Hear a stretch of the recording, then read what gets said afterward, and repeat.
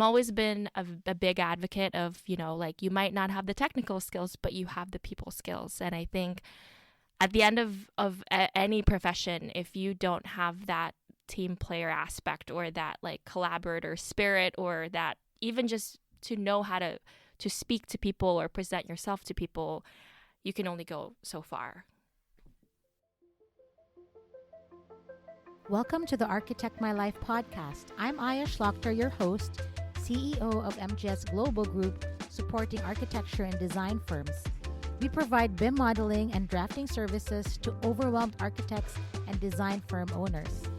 On my podcast, I talk to successful women firm owners and entrepreneurs to discuss their challenges, share our experiences, and above all, celebrate each other's success. My core business, MGS Global, started as a part-time gig when I was a new mom. It has now grown to a thriving business, providing architectural support to the creatives, which helps everyone maintain a healthy work-life balance. The Architect My Life podcast is where I hope you learn to achieve your goals through genuine stories and conversations with other successful women in the industry. Now let's dive into this episode.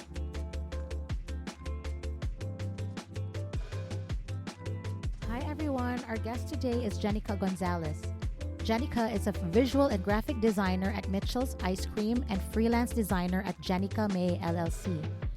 Jenika is making waves as a designer here in Cleveland and has worked on several notable Cleveland brands such as the Market Garden Brewery's new can packaging, created and promoted Global Cleveland's 10-year anniversary rebrand as its first marketing director, Dimit Architects logo rebrand, and has collaborated with many small businesses in Cleveland and beyond. Active in the community, Jenika was a member of the inaugural Global Rising Leadership Program that Global Cleveland created in 2020 and contributes to the grassroots organization of OPAL, Ohio Progressive Asian Women Leadership. Jenika was featured in Cleveland Magazine's Most Interesting People of 2022 and Crane Cleveland's Notable Immigrant in 2022 as well. In her spare time, she enjoys exploring new culinary adventures along with cooking Filipino food favorites to share. I'm so thrilled to talk to her today. Welcome to the show, Jenika. Hi, Aya. Thanks for having me. I am so excited. I mean, Jenika is such a busy lady, so I'm glad I got to catch her. Anyway, this month is Filipino Heritage Month, so Jenika is Filipina, and I wanted to interview a fellow creative entrepreneur from Cleveland. And we're here in my basement studio, and I'm really happy for her to share her story. So, Jenika, can you tell me, about you and your origin and what brought you to Cleveland? So I am originally from Marikina, Philippines. My mom, she is an overseas Filipino worker. She started that journey back in the mid to late 90s. She's a single mother, so at the time she was a tourist here. She moved here by herself, actually in California, not in Cleveland. So our journey would have been really different if we had moved to California instead of Cleveland, but I'm glad we're here.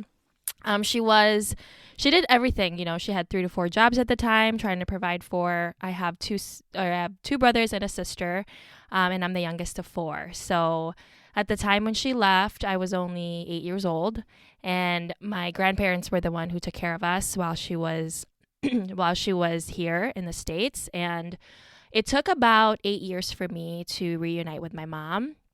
With, the immigration process, it's very complex and it took a very long time, and that actually was expedited because she got remarried here, and that's how my citizenship or my green card was approved. And I moved here in 2006. I was a very not so happy 14-year-old. I moved here with all of that teenage angst, but at the end of it, I was really, really excited to be with my mom and to see what America was really like, because all of the daydreams I had of what it would be like were from movies and shows and Friends and like watching all these rom-coms. So it was kind of a culture shock for sure when I moved here. That was back in 2006. Again, I was 14. And then it was just me and my mom for a good, I don't even know, 10 years until my family got reunited, all of us. So the rest of the family came one by one, or So actually, I'm probably I'm rounding out. I'm rounding off like the years that we were separated. I believe it's like 8 to almost 10 years, because when the visas got approved, it was in 2015 or 16. And around that time, the political climate was a little, it's kind of in the unknown in terms of like how the immigration process will continue, because at this time it had already been almost 2 decades. My mom had been, since she started filing for their paperwork. So we really just wanted to get the process going. But to be able to do that, we learned from our lawyers that we would need $6,000 to even start the process. And, my mom, at this point now being a single mom and a single, person, it was really hard for her to get together that amount of money. So I had to get creative. I'm probably talking too far ahead it's okay. on the process here, but I did a GoFundMe at first. It was really hard for my mom to, with her pride, and she really wanted to do it all on her own. But sometimes, I've learned too, being in Cleveland, people are very generous if you share your vulnerability. And I feel like at the time, a lot of people definitely resonated, and a lot of people responded to our story, and I was able to raise $2,000 to $3,000 alone just with a GoFundMe. And I think as we kept it going, we were able to raise the $6,000.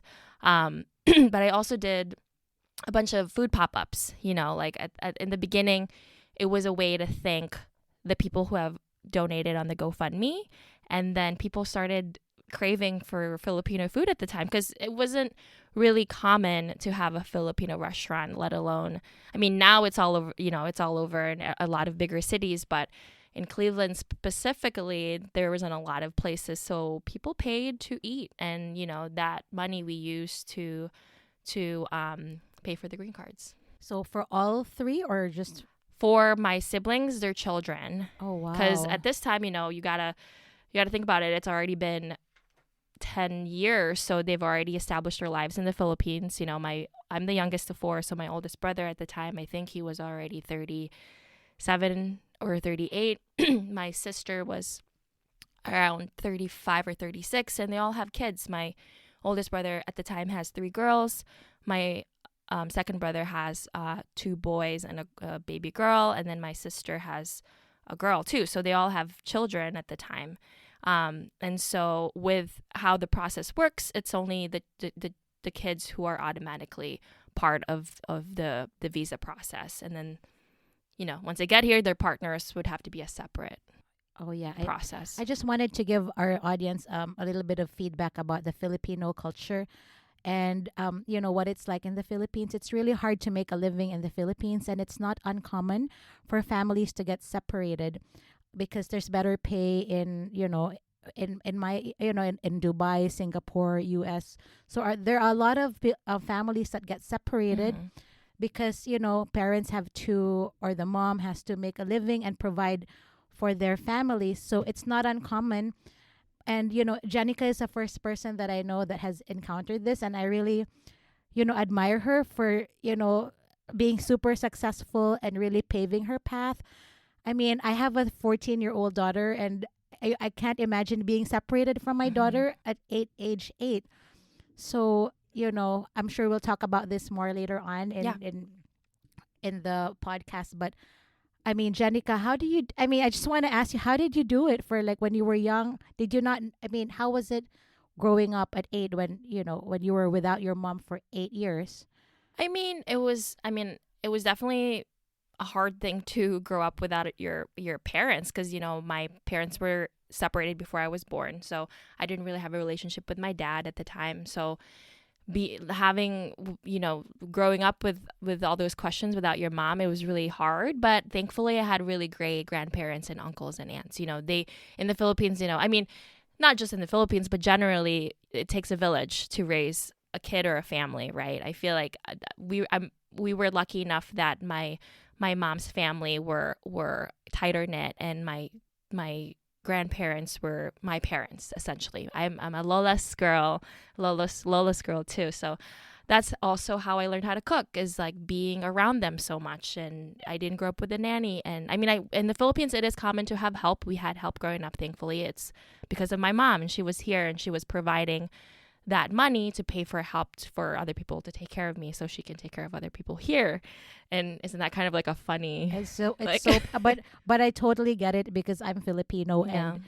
And I have cousins who got separated as well with their parents. Mm-hmm. Again, they were caregivers in Chicago, and it's not easy. But the good thing about 2008 is there was already internet, right? I mean, Yeah. we already had Skype. I think, I don't know if you Yahoo Skype. Messenger. Yahoo Yeah. Messenger. I moved here in the 90s, and Yeah.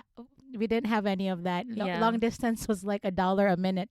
Oh, you have to buy the card, the long distance pay call, the phone. pay. Yeah. So, yeah, I'm old, but it's okay. Yo. Anyway, so Jenika is actually a designer, a graphic designer. So, which is why she's on the podcast. She is one of the up and coming, or maybe not up and coming. She's one of the leading creative designers here in Cleveland. So, tell me about your path to pursue design. Do you have a person or an experience that led you to design? So it's actually, I'm a real advocate with saying that everything has a purpose in how your life kind of happens. And with design, it actually happened in when I took a photography class in Normandy High School. And I was when I moved here, my counselor was like, you have enough credits to graduate. But at the time I was 14 years old. And so the last 2 years of my high school, I took a lot of elective classes. I took a lot of photography, ceramics, and digital classes. And that's kind of, I didn't really know that I had an interest in any visual arts. I didn't know how to draw, or I just didn't have the technical skills. But I've always loved going to museums. I've always loved browsing through magazines and just going through vlogs, or I guess blogs at the time, not vlogs. And I just always reacted towards colors and type and typography. So when I did a photography class, the process of developing photographs was really interesting to me, because I really loved how all the layers of the colors would just start to appear. And I just like learned Photoshop then, because, manipulating. At 14. Well, 15. It's not really Photoshop. It's, bootleg Photoshop at the time, because I couldn't afford it. So I downloaded the CS2 illegally. But I also learned GIMP at the time, because, public schools, they offer that for free. So manipulating images was actually my first interaction to digital arts. And I really didn't know what I was doing. A lot of the times it was just play. I was using film photography, scanning a cloth, scanning paper that I crumpled, scanning or dyeing paper with coffee. Like, it was a lot of experimental work when I was in high school.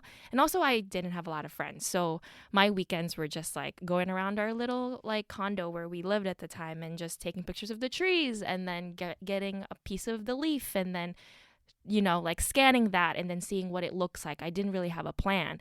And then my photography teacher was like, you really should continue doing this, and you should attend maybe an art class or an art institute. And I was like, what do you mean by that? You can do this for, as a profession. And of course, my mom, being the Asian mom and an immigrant mom and a single mom, she's like, no, you're not going to an art institute. You need to be a doctor. You need to be a doctor. You need to be a nurse. You need to be an architect. You need to be like something that is a little bit more like familiar and tangible for her, and she was an accountant in the Philippines. So it was hard for her to get her head around the whole design aspect of school, and that being my future. But I begged and pleaded. I was like, I don't have friends here. I don't, let me do what I want. I moved here, that guilt trip. Yeah. And it worked, because, my mom is always so supportive. She was like, okay, well, let's see if you can get a scholarship. And I got a scholarship from CCAD in Columbus and CIA in Cleveland. So the compromise was actually staying here. And I was like, she's like, go to go to what you want to do, but don't leave yet. Because I had just moved here and, like she just wants to be close to me, which I understand. And I feel the same way. So I attended the Institute, and how the Cleveland Institute of Art, you take a foundation year the first year to kind of get your bearings straight. Like if you really want to do this or that. And that was actually a very formative and also scary time, because I interacted with a lot of kids who this is their life. Like they, at a very young age, they knew that they wanted to be an illustrator. They wanted to be a biomedical, like they just had a path. And for me, I was still kind of exploring that. I didn't know if I wanted to do photography. I didn't know if I wanted to do like ceramics. I didn't know if I wanted to do textile. Like I was just open to all of it.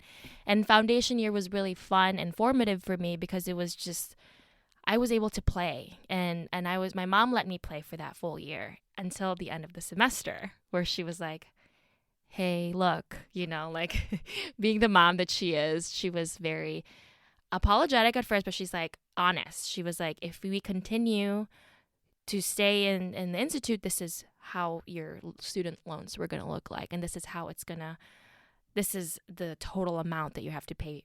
And I, she is sending money to the Philippines. She's raising me. She's doing all these things. And, I at first I was sad, because I was like, I'm really having fun. And this is like the college that I've always really wanted. But at the same time, I had to be practical, and I had to be like, she's working 2-3 jobs. I barely see my mom, like she's sending money. And I was like, I probably, since I also didn't have a clear understanding on what I wanted to do, I was like, maybe this is the time where I just go to Cuyahoga Community College and like get my bearings straight, and then see if this is something I even really wanted to do, or am I just playing? Because at the time it was just play, even though there were hard classes, like drawing was not my strongest suit. So being in drawing class was really hard. And so I left. I probably spent a semester and a half at Cleveland Institute of Art, and I had to be like, okay, well, maybe this is not the time yet. And I left, and I went to Tri-C while working at Target. Oh, cool. I love Target. I worked at Target and Red Lobster while I was at Tri-C. And at Tri-C, I did pursue an associate's degree in graphic design. Oh, wow. So when I found out from the lady who introduced us, Jing, she's also in my podcast. When I Googled Jenika and I found out that she was the graphic designer at Mitchell's Ice Cream, I was like, oh my God, I need to meet her. Mitch, can you talk ice cream? For the ice cream and just everything? I love Mitchell's branding. It's like it's Cleveland's pride, I think. And it is, yeah. when I leave for a few weeks or months, I always crave Mitchell's ice cream, even if it's 2 degrees outside. Yes. There's always a line. So tell me about Mitchell's and just what you do there. So at Mitchell's, I am their visual and graphic designer. So it's only been a year. I actually got hired there August of 2021.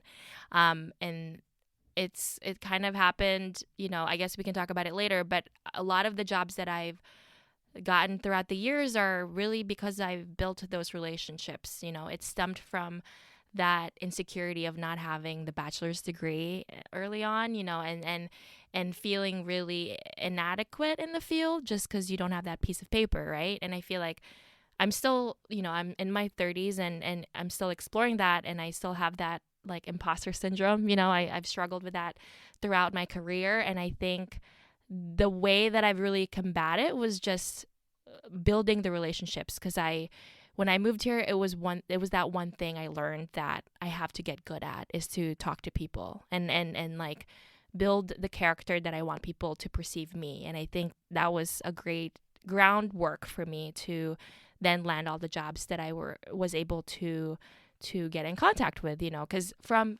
actually Mitchell's, I'll answer your question in a little bit, but like I got Mitchell's because I was working initially with Global Cleveland, and I got in touch with Global Cleveland because of my previous employer at Market Garden Brewery. Another Cleveland establishment. The brewery. I love their beer, and Jenika designed the cans.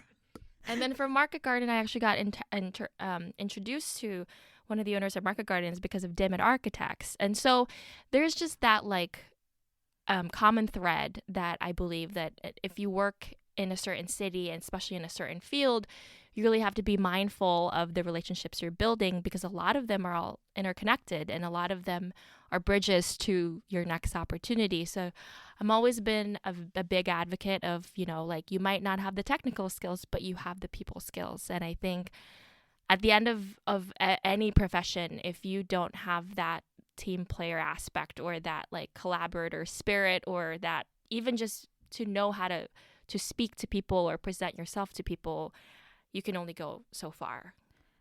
Thanks, Jenika. And I just want you to know you don't really need a certificate or a diploma. Well, you kind of do, I especially mean, if you have a master's. No, you're extremely talented. When I saw your portfolio and that you worked on Dimmitt Architects, Church and State, which is one of, landmarks in Cleveland, and all these major real estate projects, and Mitchell's and Found. I mean, if you Google her website, which I'll drop in the links, it's very polished and it looks like a real big agency really worked on them. And Thank you. and it's a Filipina girl from Marikina. Go Philippines. So when did you launch your side gig? I mean, you're busy working at Mitchell's. I mean, how does that work? Like, so my work at Mitchell's, it is a day job. So I'm there 8 to 4 or 9 to 5, and my work there is all visual. So from their social media, I do the photography for their ice cream. I do a lot of their marketing content, and then the website management, menu, like making sure their menu is up to date, all the visual, like posters, all that stuff. And so after that, I launched Jenika May LLC actually like a month before the pandemic. I was in an in-between job after Market Garden, and I was kind of really not unhappy, but I just didn't feel like it was the right fit for me. So I was trying to figure out a way to like, just what do I really wanted to do? And I was like, I really liked the relationships I'm building, and I have these friends like Fount and Ocean, and at the time all of those works were kind of under the table and just like small illustration stuff, it's like $50, $100, and I was like, I have these relationships and I want to like really cultivate it and want to continue working with these people, and how do I do that? And I don't remember I think it was Heidi Rolf. She's a graphic designer locally too, and she actually is the person that runs Spotted Owl, Good Company. She's also a graphic designer and freelancer, and watching her growth, I was just also really inspired and emboldened. Like, she could do it. She's a woman like me, and she's a creative. And she, she was like, this is how I invoice, this is how I do things. And she kind of gave me the footprint. And I went to, what's the site you go to publish your LLC? There's that one. Yeah, the Ohio. I forgot. And I was looking it up, and I honestly blindly was just clicking away on links. And I did the LLC submission, and I paid for it and everything. And I was like, I guess that's official. And I, at the time, I didn't really know if I did it right until taxes came along, and I went to my tax guy, which, he helped me, and now it's for sure official. And I think a lot of it, I learned that it's like, if something is not feeding me the right feeling at the time, I tend to just like find other avenues right away. I'm not the type of person to be like, if it feels bad, I'll stay in it until another safe thing comes along. Like, I'm kind of the type of person that like, there's got to be a better way, like, I feel like that's also the designer in me, and like the immigrant in me, that my mom was like, I work so hard to, get you here. You got to like seek for that opportunity, or like better and bigger or whatever.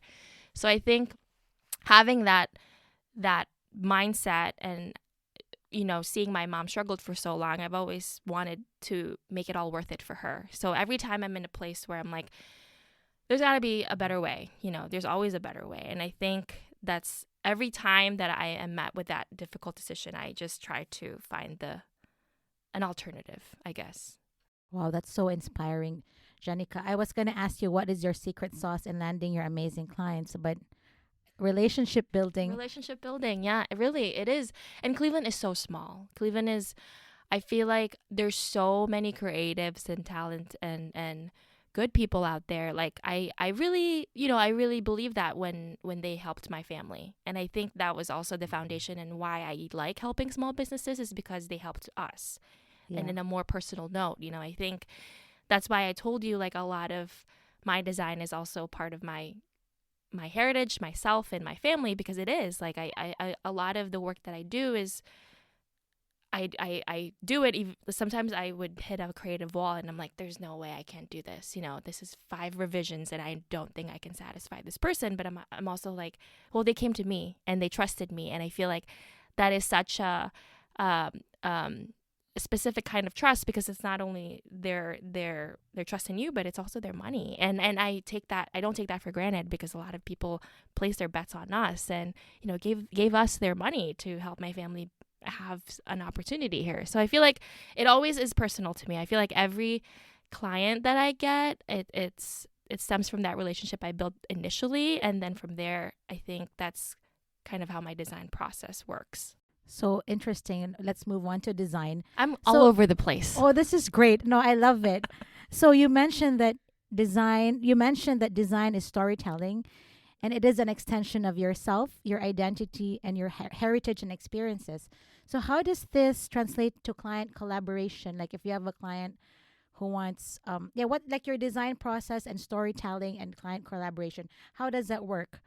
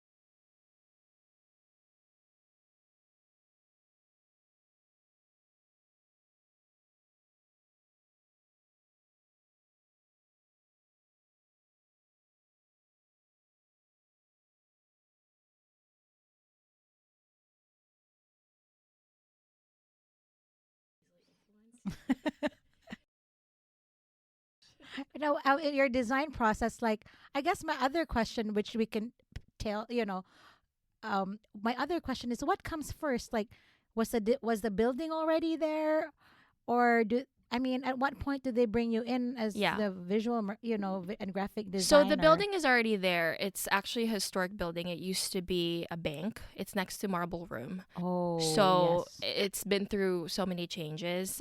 Currently, it's in behind the Holiday Inn, and the entrance, you actually go through the Holiday Inn, and the Marble Room is left to the building, and then you go up. Currently, they're only doing the 15th and 18th floor, and those are the condos. They called it the Guardian because actually it's historically, not because just the bridge and the sport team, but it also was called the Guardian at some point. And the architects historically was the Weeks architect, who did a lot of the architecture in downtown Cleveland. I will not remember the year, but you can Google it. Okay. It used to be a bank too, so it has a lot of that intricate work, not only with the ceilings and the molding and like all of that stuff. So I took a lot of the inspiration from just being in that space. And with my process, I like to take a lot of photos. The tactility of something can then, be interpreted in the screen. And that's kind of, I guess my process comes from just interaction with the people and then being in the space, listening to them and how they talk about the project. And then from there, really just looking at all the things that they've said and creating a concept. And That's amazing. You work a lot with architects, like Dimit is one of, established architecture firms here. And a lot of your projects, like the church and state, did they win an award recently? I mean, it's a pretty major building or development in Graham and Marika. Yeah. Yeah. And also the Guardian. So is that something you want to pursue, like working with architects? Because it wasn't planned at all, actually. Yeah. I don't know. I guess it's just with also the nature of how Cleveland as a city is evolving and emerging. There are a lot of that opportunities, and it just so happens that I have those connections. Dimit, I started with them and rebranded their logo. I didn't even interfere with any of their projects. I mean, I did have, I would just help sort out the tiling or with interior design, but I've never interfered with any of their projects. So I did a lot. I did the rebrand, and I only worked there for a year, but I was able to create those relationships there, and I just maintained it. And so a lot of these people are still my friends, and from Dimit, that's how I actually know the Mitchell's brothers, because Dimit did all of the Mitchell's shops. Oh, wow. And I know Mike and Pete because they would come to Dimit, and I'd open the door. Can you introduce me? Yeah, they're so nice. They're one of the best bosses I've ever had. Oh, they're my kids would love to meet them.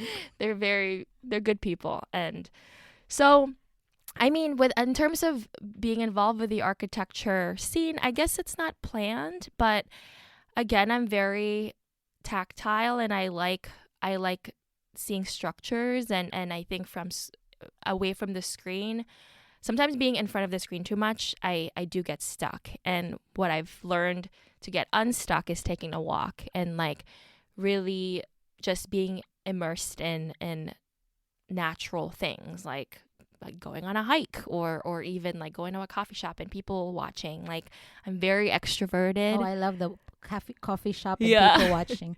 I'm very extroverted, so I think, and that's why I can't work alone, even though I do work alone most of the time. I do love feedback, even though sometimes I regret it afterwards. Yeah. But, it's that perspective that you don't always know all the answers. And I think that's humbling, because even with the design, whether it is architecture or graphic design or photography or whatever, like it's all conceptual at some point, but it also is a perspective type of thing in terms of concepts or processes, or I guess at the end of the day, like the end point or the outcome is always going to be different in terms of who is seeing it. You guys have to check out her website, Jenika Gonzales. Jenika Gonzales. Jenika Gonzales. It is really, it blew my mind out, everything that she's doing. I'm not even kidding. I feel like I'm just like talking. Oh, no. I like it. This is the whole point. I want to feature my amazing Filipina friends from Cleveland. So my question for you is, what's your advice for graphic designers or like students who want to start their business? It's really hard right now in terms of graphic design because it's commoditized. You have a lot of competition in Upwork and all these websites where you can get a logo for like $4. Yeah. So what's your advice for people, young women or men who want to start their creative business? It's actually funny. I just had this conversation with a friend, my roommate, actually. She's a landscaper. Lesbi Landscaping is her name. I'll plug her.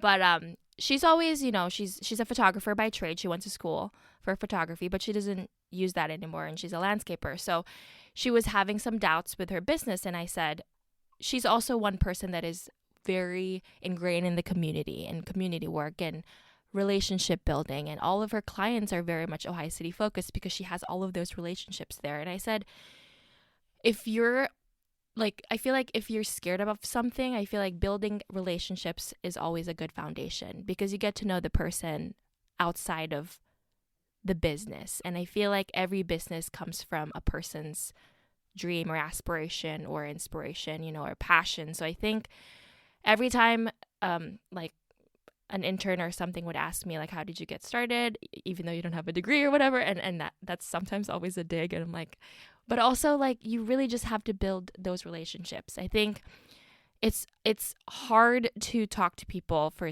someone who's coming out of college, but I feel like once you just go to that mixer and meet that one person who works for this company, because a lot of times that's what happened with me. Like I just went blindly to a mixer happy hour. Who did you meet? I mean, I just meet professionals, young professionals, and through those connections, they connect you to another person. My global Cleveland connections, like with Joe Simperman, he's been such an advocate with young professionals and immigrants and refugees in the area that he's such a good connector. And I feel like a lot of people within the area, if you just open yourself up a little bit and kind of be vulnerable, I think there's always that opportunity, because a lot of people love investing on new talent. And I think the technical skills you always can learn. There's already all of that like content online, and that's kind of like I'll admit it. I still Google like, how do you do this? On Illustrator, I still do that, and I think you just have to humble yourself that you're never going to be the best in your trade. I mean, you can in your own way, but I've always just been able to carve my own path in whatever room I'm in, because it's like you just have to know what you're capable of. And sometimes if you're scared, that's a good thing, like I feel like all the jobs that I got, I was scared initially, and I'm happy that I did it. So how has your has your personal experiences as a child affected or like influenced your journey as an entrepreneur? I mean, yes, being away from my mom, I was always just like, if I could like just make money, I can help my mom. If I could do this, I could send this to my grandma. It always stems from the experience that I didn't have and did have with my family. Like I feel like that's also kind of why I'm all over the place, I think, because I always just want to do everything. And I like from food to design to photography to food photography, like it all comes from one place, and it all comes from my family. It all comes from my upbringing. It all comes from whether it was the good experiences or the bad experiences. It just all comes from a place of that emotion. And I think that's why I say that all my work is very personal, because it is very personal. So Jenika also has a Instagram that is Jenika Eats Meat. Jenika Eats Meat, oh yeah. My God, you should check it out. You would think she has a restaurant. No. When you talk about your food blog. Yeah, it's actually really funny. When I did that, I moved out from my mom, and that's when I'm like, I don't know how to cook sinigang. I don't know how to cook adobo. How do I? And, my mom, of course, you would call your mom and it's like, just a little bit of this, a little bit of that. And I'm like, what does that mean? Like, how many cups, how many teaspoons? She's like, you'll know, or you taste it. And I'm like, So was this a COVID project? No, I think it was around 2015 when I finally lived away from my mom. And it was not super far, but far enough that she just can't come over. I can come over regularly to eat her food. And I was like, maybe this is a good thing to just explore. At the time, I was posting a lot of that food adventure in my Jenika Gonzales account, because I was posting, a lot of the food, not really design anymore, or school or life or whatever.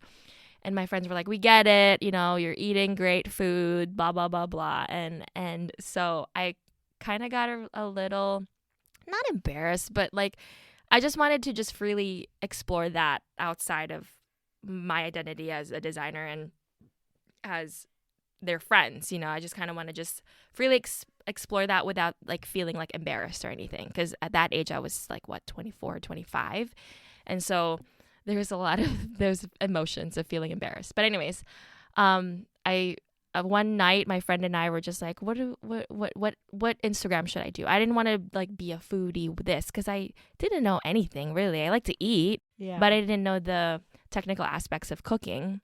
But I grew up in the kitchen, like when my grandparents had a catering business. I heard they had a catering business in the Philippines. Chopping onions or whatever it is. I learned how to julienne carrots age 6. Oh, I thought 8. Okay, 6. 6 or 8. It's all when I was younger, when I would spend time in the kitchen with my Can you teach my 15-year-old? I would love to. So I had, I was exposed to the kitchen at a very young age, but not enough to like learn how to make adobo. Or at the time I was also trying to get acclimated with American culture and customs that I like purposely just forgot that. I didn't want anything to do with Filipino anything. So even craving Filipino food at the time, I was a little embarrassed. And that's why the haven was going to my mom and just her cooking for me. And the time when I was just like, like when you got that craving for that rice and that sauce of the adobo on your rice, like you got to get it. Yeah. So I Googled at first, like Panlasang Pinoy. Oh, or I love like, that. Yeah. I love him. He's in Chicago, I think. Is it Chicago? I thought Canada. Or I don't know, but he's I don't amazing. know. I also I get recipes from him because you can't really get a lot of local ingredients, but he And knows how to substitute. Traditional Yeah. too. Yeah. So I looked at a lot of his vlogs and learned a lot from there. But then my mom would see it and she's like, no, I put this or I use this. And so that's kind of when my mom actually was like, I can teach you. Because then she's like, don't learn there, learn from me, because she didn't know I was serious and I was going to keep doing it. And when she saw my Instagram, she was like, oh, I'm so proud of you. Like Really, I saw your Instagram because Jeng always speaks highly of Jenika, that I need to meet this Filipina, this other creative Filipina. When I saw your Instagram, I'm like, wait, is she a graphic designer or a food photographer, or does she have a restaurant? And I always have to double take. I'm like, did she cook this or did she take it from a restaurant? So I'm always confused. And I know you mentioned you wanted to be, you're a wannabe Iron Chef. Oh my gosh, now that everybody's saying that, I'm kind of scared that I'm gonna be in that Iron Chef kitchen and like not know what to do. No, that's not gonna happen. But no, I feel like with all of my journeys in terms of design and food, it's always a process. It's always like a trial and error. Like adobo is best. I feel like I love using the adobo as a good metaphor because not everybody makes it the same. Yeah. And not everybody likes it. And Can not you everybody. explain what adobo is? Sorry. I feel like we're just talking and I'm forgetting I know, there's a we're mic. both Filipina, but yeah, let people know what adobo is actually the national dish, national Filipino dish. So adobo is usually consists of most of the time it's chicken, but also pork, and it's braised in soy sauce, a lot of garlic, bay leaf, peppercorns, and vinegar. Some people like to put coconut milk. Some people like to put sugar. There's all these different variations in different parts of the Philippines. And I like the classic, just soy sauce, vinegar, peppercorns, and bay leaf I like it saucy. You like the wet adobo or the dry? See, I like there's the like saucy. a book on just adobo. Yeah. It's crazy. It's crazy. I love adobo. So let's have some Filipino fun. I have like 5 or 6 questions for Jenika. What's your favorite Filipino dish? I feel like I have to say adobo, but I actually really love sinigang. Oh. The sour soup, the tamarind broth. The pork sinigang or the shrimp sinigang? Oh, you can't do that to me. You gotta choose one. I gotta do pork. Okay, Jenika eats meat after all, so right, I gotta do pork. Okay, your favorite Filipino dessert? Ooh, dessert. I'm not a big sweets person, but I do love bibingka. Oh my God. Yeah, that's what my mom. Yeah, I tried it. We took some. Like Yeah. it wasn't supposed to be served, No. I took some. We had an event with Jing. Yeah. And Jenika brought some bibingka. It was a catered party, but I took some bibingka for my daughter. Yeah, it's all. It was so good. Yeah, Okay. bibingka. What's your Filipino dish that you cook right now that's your specialty? I think adobo. I've played around with it so much that I think Okay, adobo. So, who's your favorite Filipino artist? like Actress or actress. movie star? Oh, I don't know. I feel like that's a hard one. I follow a lot of. I mean, with social media, I feel like I love Nadine Lustre. Okay. I think she's like a great voice within the generation. She's very like. I don't know her, but maybe because she's young. She's younger than me, I think. Okay, yeah, but for she's sure. like an actress, pop star, but she owns like businesses. She's an artist. Like Okay. she's. We need to, you should introduce me to her online or whatever on Yeah. Instagram. I want to check. Latest Filipino movie. Oh, we were talking about this. I've been watching a lot of K-dramas. So Which is why I love Jenika, because I'm a K-drama fan as well. I was a little shy about it, but now I'm so open. I don't care. I love K-drama, so I get it. I mean, when I watch TV, I just watch the usual, like mostly K-drama, and it's like an investment of your time because it's so long. But Filipino shows, I mean, I love a variety show. Like sometimes my mom would have Showtime and, we would still watch that together and ASAP or whatever. That's great. Okay. What's your favorite? What do you love most about being Filipino? The people and like the warm energy. I feel like meeting you and Jing, I feel like it was always just like I instantly knew you, you know. I think, well, the food, besides that though, it's just the culture itself. I think it's so vibrant and it's so multifaceted that everybody that I know who are Filipino are, you know, like, because I feel like historically it's always doctors and nurses. But now every time I meet Filipinos everywhere, it's like they're doing so many cool things. Yeah, I was telling Jing too that when I found out that there were Filipina creatives, I was like, yay! Yeah. I need to meet them. It's so, especially in cities like Cleveland, you know, like in that a bigger city like New York or Chicago. I think in every cities there's always like Filipinos are never only doing one thing. That's true. Actually. You know, I mean, my husband can't keep up with me. Like, what is she doing? Because I'm also a makeup artist on the side. I didn't know that. So I do that, and like I had an ensaymada face, so people would order ensaymada from me, and my husband was like, "Nope, you need to focus on architecture because ensaymada takes 6 hours. You're not gonna make your hourly rates." Well, architecture also takes a long time, so. Okay, so Jenika, what's next for you professionally and personally? I feel like, you know, as a professional and a graphic designer, there's lots to always learn for me. I am just starting my LLC, you know, being a freelance designer. There's a lot for me to learn, and I'm still in that process of, establishing myself and establishing my business and having my full-time job with Mitchell's. I don't take that for granted, and I think I just want to continue building those relationships and making sure, you know, I'm also keeping that balance in helping my family and myself and everybody around me. And I just want to continue learning, you know. That's great. And personally, I just want to be better with time management. And your and OPAL, yeah, that's right. I my advocacy work with OPAL, I want to be more present. And can you tell them what OPAL is? Oh yes, so OPAL is Ohio Progressive Asian Women Leadership.